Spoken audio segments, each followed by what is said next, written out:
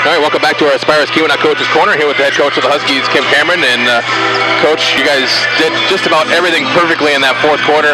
You outscored them 24-8 and able to tie the game and send it to overtime. Just a couple inches short in the overtime session. Overall thoughts on the game?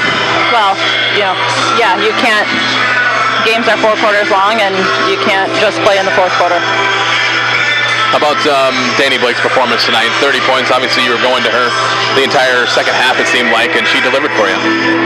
She did, but as a team, we can't just play. I would love to be extremely happy with our effort and for coming back and all you can say about all of that, but the reality is we didn't play for 2 quarters. We didn't play for 3 quarters, and that is unfortunate. And you can't put your.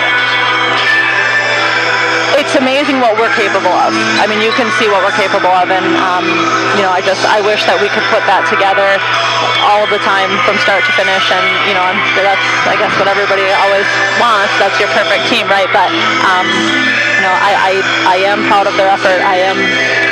I just wish that we would have had that from the start. You come down to the end of regulation there. A couple of plays that just didn't go our way. Lindsay Winter had an open little floater there, I think under 30 seconds to go, that hit the back iron. They come down and score. What was the play that you drew up for Danny at the end of regulation? Well, I was going to say that wasn't the play that we drew up for Lindsay. She had an opening, and that is kind of her shot. And we had a couple different options for Kylie or for Danny. I'm actually trying to remember the one in regulation because we drew up so many in overtime for her to be able to score. They were both isolation options, and then the last play was for option with both Kylie and Danny, because Kylie, also put us in a pretty good position starting that second half.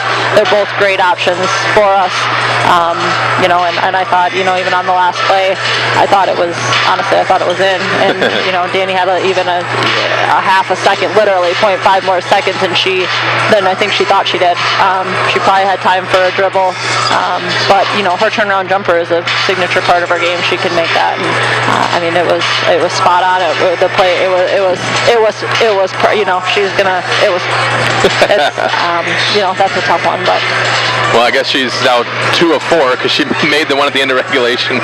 And she's had a lot of those situations in the last 2 weeks, and you put it on her, and she came through for you at the end of regulation, and then just a little bit short in overtime. But clearly, the player that you want with the ball in her hands at the end of the game. No question, especially with how she's been playing for the past 15 minutes or 20 minutes of the game. What does this one mean for the team now as we, obviously go home for our final 3? Saginaw and Grand Valley still have to play each other, but likely right now, unless you get some other help, you're going to end up sharing the GLIAC North Division. You're tied with both. You're tied with Saginaw. Grand Valley still has to play tonight. Well, there's just too much basketball left to say where we're at, or there's too many good teams left, and as everybody can tell, if you don't play your best all the time, anybody can get beat, and that happens all throughout the season. So there's just way too much basketball to predict where we're at, and that goes for everybody.